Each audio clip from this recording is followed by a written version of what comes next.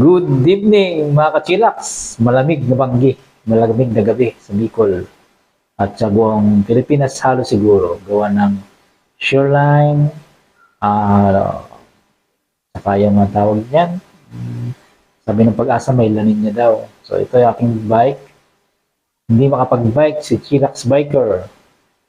So tambay si Mungus TX 2012, size 26 na mountain bike. So, ayan, lagi stock. Ilang buwan na yung tao na nakapag-bike? 1 month? Or 3 weeks? Hindi ko sure kung nakapag-bike pa ako bago mag-Christmas. So, tambay-tambay lang. Sa next week, makapag-bike tayo. O kahit yung umaga. Short spin lang, pipili. Yung makapagbatok tayo ng lungs at saka yung puso natin. So, ito yung ating cat eye. Hindi ko tanda yung kanyang model. Merong Rock Bros tube bag. Merong Sipal insulated water bottle. Ang size po na aking Mungus TX ay size small. Ano siyang Mountain Peak seat post. Yung aking upuan, saddle niya ay DDK. So, yung DDK, parang ilang buwan pa lang dito. Medyo hindi pa rin sanay aking puwet. Masakit pa rin minsan.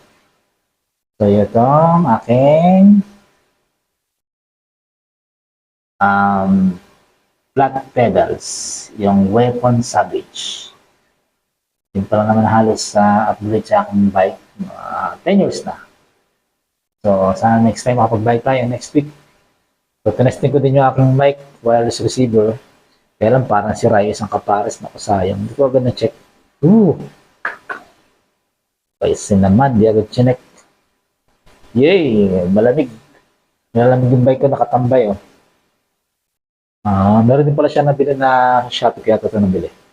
Or sa isang local bike shop dito sa Naga. Ito. Yung